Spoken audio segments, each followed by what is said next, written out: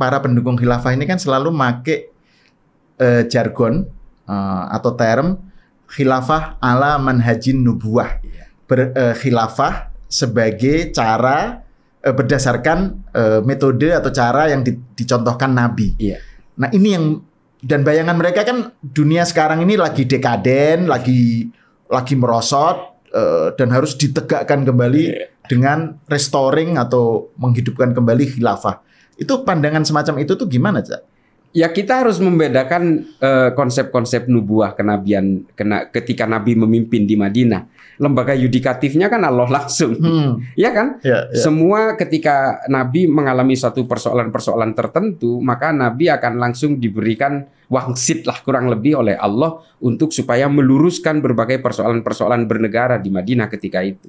Tapi Nabi wafat, jenazahnya belum dimakamkan. Sa'ad bin Ubadah dan Sayyidina Umar sudah mau berperang gara-gara persoalan politik untuk siapa yang akan mengganti Nabi. Inilah satu bukti bahwa Nabi tidak pernah mewariskan sistem politik apapun. Karena memang konsep berpolitiknya Nabi ketika menguasai di Madinah dan kembali ke manusia biasa yang tidak punya sifat maksum, ini terjadi perbedaan yang sangat mendasar bahwa Allah sudah menyerahkan semua ini selesai di masa Nabi. Dan seterusnya adalah orang-orang yang harus mengikuti Nabi. Persoalannya kita kembali ke manusia biasa. Itulah mengapa terjadi banyak konflik di Madinah ketika itu.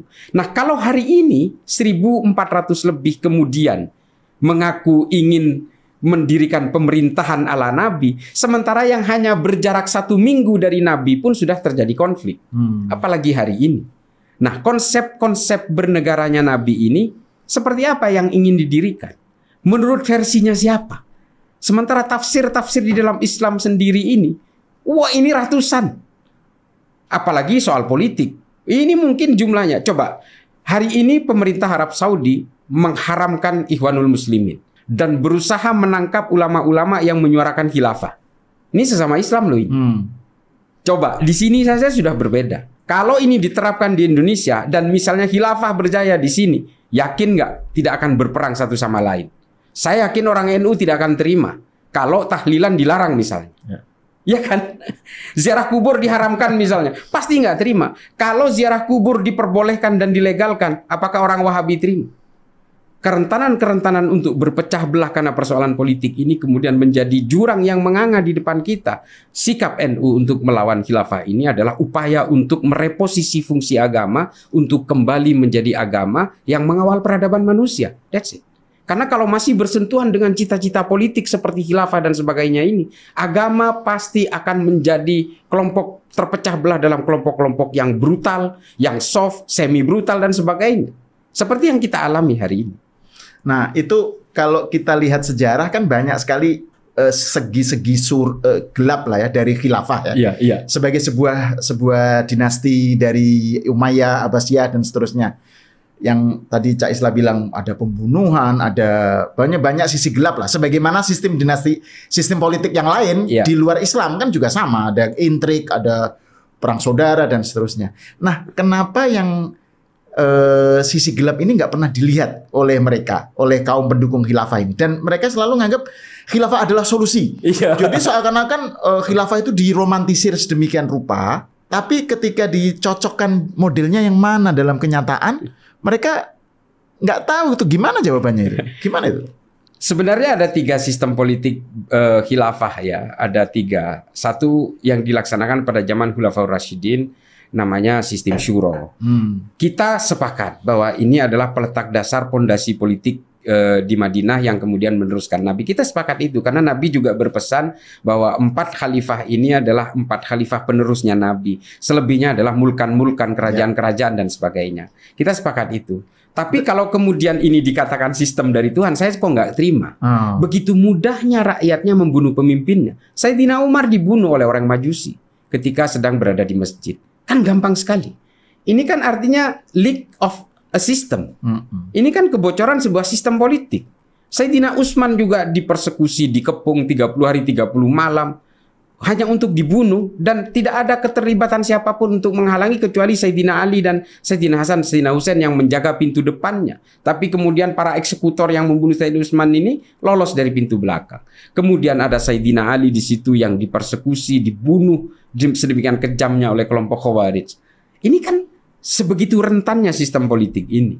Makanya kemudian kalau kita mengacu, oke, ini sistem syuro. Setelah itu berganti kepada sistem dinasti. Sebentar, sistem syuro juga kan nggak satu model kan? Oh, banyak sekali. Khalifah Abu Bakar dengan Umar beda, Umar dengan Utsman beda. Iya, dan Sa'ad bin Ubadah juga akhirnya dibunuh di Syam. Gara-gara menolak sistem ini. Iya. Ini kan artinya Oke, jadi ada sistem syuro. Terus kemudian ada mamlakah dinasti yang dilakukan oleh Bani Umayyah dari Muawiyah ke anaknya Yazid bin Muawiyah, lalu ke Walid bin Yazid dan sebagainya. Ini turun temurun. Inilah kemudian yang terjadi gejolak luar biasa karena dianggap melanggar pakem dari sistemnya Khulafaur Rasyidin. Karena menyerahkan ke anak, cucu dan sebagainya. Dan ini disebut khilafah juga kan? Disebut khilafah juga. Khalifah Muawiyah, Khalifah Amirul Mukminin juga. Ya. Nah, lalu terjadi perang yang luar biasa di Sungai Zab di Irak. Kelompok Bani Hashim tidak terima kalau kelompok dari Bani Muawiyah ini berkuasa. Perang terjadi. Sesama orang Islam nih saling bantai. Lalu berkuasalah Bani Abbasiyah, dalam hal ini Bani Hashim. As-Soffah mempersekusi, khalifah pertama dari Bani Abbasiyah adalah As-Soffah, mempersekusi orang-orang keturunan Bani Muawiyah. Lalu kabur kemana-mana sampai ke Eropa. Nanti mereka akan menguasai Eropa sekian abad. Nah, ini kan nggak pernah ditampilkan. Yang ditampilkan itu Muhammad Al-Fatih menaklukkan Konstantinopel karena Konstantinopel dikuasai orang Kristen Romawi. Kekaisaran Bizantium. Ini selalu diglorifikasi habis-habisan. Tapi setelah itu apa yang terjadi coba? Apa yang disisakan? Nggak ada. Khilafah Islam, politik Islam di Andalusia berkuasa kurang lebih 600 tahun. Apa yang disisakan hari ini? Tidak menyisakan orang Islam satu genetik pun. Kalau ada orang Islam di Eropa hari ini itu imigran atau pengungsi. Dan itu pun pasca Perang Dunia Kedua kan? Iya. Artinya ya tidak ada yang tersisa secara genetik, secara fam gitu. Yang disisakan hanya masjid-masjid yang kemudian menjadi gereja. Nah, ini juga sebenarnya kembali ke soal tadi ya, jargon khilafah adalah solusi itu. Jadi kalau mereka mengkritik demokrasi, melihat demokrasi, sistem-sistem yang lain, itu selalu yang dilihat itu segi buruknya. Iya. Tetapi kalau khilafah yang mereka lihat itu contohnya tuh yang ideal yang mereka bayangkan sendiri. Nggak ada contohnya di dalam kenyataan. Karena kenyataannya seperti yang tadi Cak Islah bilang, justru bloodshed, gitu kan, pertumpahan darah isinya gitu. Betul. Jadi itu maksud saya ini sebenarnya apa sih yang mereka ingin ciptakan gitu? Apakah ini sindrom dari mereka merasa rendah diri sebagai Muslim dan pengen membangkitkan kejayaan Islam atau apa itu? Jadi imajinasinya tuh apa, Cak? Kenapa ada obsesi khilafah gitu? Ya karena mereka hanya ingin mengembalikan. Jadi kelompok-kelompok seperti ini memang selalu menggunakan masa lalu sebagai referensi ideal. Selalu begitu. Ini kan sebenarnya diglorifikasi oleh kelompok-kelompok dari Hizbut Tahrir, terutama Abu Rustoh yang sangat getol untuk menyuarakan ini di berbagai negara Arab sampai ke Eropa, sampai ke Australia dan sebagainya. Nah, ini dan markasnya di London ya. Dan markasnya di London. Aktivisnya juga semua rata-rata sampai sekarang di London. Sampai sekarang Hizbut Tahrir. Ikhwanul Muslimin juga di sana. Iya. Ahmadiyah juga di sana. Di Timur Tengah malah dilarang ya. Dilarang. Hizbut Tahrir. Yang hidup di Timur Tengah mungkin hanya di Lebanon. Negara-negara demokratis. Iya. Justru demokrasi yang memberikan ruang kepada mereka, yang justru diharamkan oleh mereka kan anomali. Tapi memang mereka selalu menggunakan narasi-narasi yang berbaju agama seperti ini. Karena ya seperti yang sering saya katakan, kalau membajak kesalehan, membajak ketuhanan, itu mudah memang untuk menipu orang. Dan orang-orang yang pintar sekalipun akan tertipu oleh mimpi-mimpi ini. Termasuk juga apalagi orang yang bodoh. Karena kalau kita pahami ya, ada beberapa teori tentang ideologi. Kalau ideologi ini ingin terus hidup ideologinya, maka berikan mereka ini mimpi-mimpi yang tidak masuk akal. Sehingga orang yang menganut ideologi ini akan terus mengejar mimpi-mimpi itu sampai dia terwujud. Padahal memang nggak bakal terwujud. Nah ini hari ini itu dilakukan. Termasuk Taliban yang dulu mengatakan usir kelompok kafir, kita ini adalah negara khilafah pertama yang akan berjaya di dunia. Ini kan Taliban mengatakan ini. Hari ini mereka ngemis-ngemis investasi dari Cina dan Rusia juga. Artinya mustahil kita itu berdiri tanpa bantuan negara lain, berdiri tanpa kelompok manusia yang lain. Jangan kemudian seolah-olah mengeksklusifkan diri, sayalah pejuang agama, saya akan menegakkan agama, seolah-olah dia bisa mandiri dan sebagainya. Nah, kelompok-kelompok pengusung khilafah ini kan jargonnya selalu seperti itu. Bahwa khilafah ini akan mensejahterakan kita semua. Percayalah kalau mereka itu menguasai negara ini, kelompok-kelompok seperti kita ini yang akan dipersekusi lebih dulu. Sama seperti kelompok-kelompok pertarungan antar keluarga masa lalu di zaman khilafah. Jadi mereka saling persekusi. Justru orang-orang Islam yang nggak sepaham dengan mereka. Betul, betul. Bukan hanya nggak sepaham. Coba bayangkan, Bani Hasyim dan Bani Umayyah ini sepaham loh, Mas Ahmad. Sepaham. Tapi karena perbedaan orientasi politik akhirnya saling persekusi. Ya. Saling bantai. Nah itu Cak Islah, ini menarik nih soal bagaimana mereka kelompok pendukung khilafah ini ya membayangkan masa lalu itu sebagai kejayaan gitu ya. Iya. Kan kelompok yang sering di Indonesia lah ya, itu kan HTI yang sekarang udah dilarang kan Hizbut Tahrir. Nah mereka kan selalu menolak disebut radikal. Kan kami nggak radikal karena kami menggunakan cara-cara damai, kan pakai pawe, pakai rapat akbar apa itu kan persuasif gitu. Nah tapi kalau khilafah tidak dengan cara hanya dengan cara damai, apa bisa terrealisir?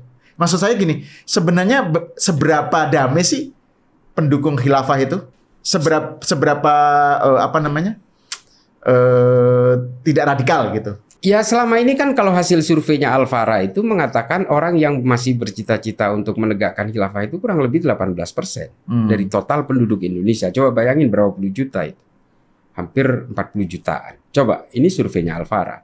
Artinya kalau ini kita diamkan, karena kelompok-kelompok seperti ini pada akhirnya mereka hanya kesulitan untuk menciptakan momentum revolusi saja sebenarnya. Kalau mereka mendapatkan satu momentum tertentu, mereka juga akan melakukan revolusi juga. Karena mereka masih kecil jumlahnya, mereka tidak akan melakukan revolusi. Sama seperti kelompok-kelompok minoritas dimanapun di seluruh negara, dimanapun di dunia ini, ketika mereka masih kecil, mereka masih bergerak pada tataran-tataran normatif. Mereka berusaha menginfiltrasi secara intelektual, mereka menyuarakan lewat kampus-kampus, pergerakannya masih pergerakan-pergerakan yang sifatnya tidak mengkhawatirkan. Tapi pada akhirnya ketika dia berbicara tentang ideologi negara, maka pada suatu saat dia pasti akan tergiring paksa ke dalam satu momentum tertentu untuk melakukan aksi revolusi. Hari ini mungkin mereka berkata seperti itu. Tapi eskalasi sebuah ideologi tidak mungkin hanya keasikan menghidupkan ideologi itu tanpa ingin mewujudkan cita-citanya. Ini kan teorinya Ernest Bloch, The Principle of Utopia. Pasti seperti itu. Nah, kita hari ini mungkin ya masih pada tataran normatif kita melihat mereka, tapi ya percayalah mereka juga akan ingin menguasai negara. Kelompok-kelompok ini, negara-negara yang mengusung theocratical system ini, pasti mereka akan ingin menguasai negara. Sama seperti kelompok-kelompok Syiah misalnya di sini. Kelompok Syiah di sini mungkin karena jumlahnya kecil. Kalau besar satu negara menjadi mayoritas, revolusi juga Pak, seperti di Iran. Sama aja. Nah ini yang menarik, mereka itu mengklaim sebagai menggunakan cara-cara damai gitu ya, tapi menggunakan cara-cara yang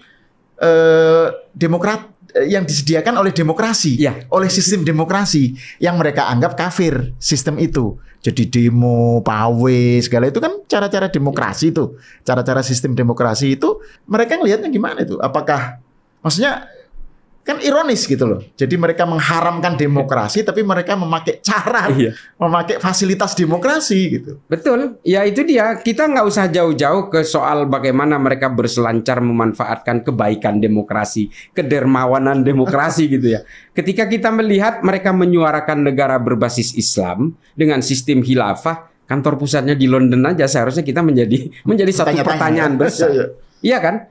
Dan kalau kita bicara tentang sejarah HTI, Hizbut Tahrir Indonesia terbentuk misalnya.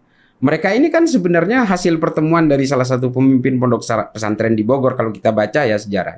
Dengan seorang aktivis Hizbut Tahrir dari Yordania yang bernama Muhammad Al-Baghdadi itu.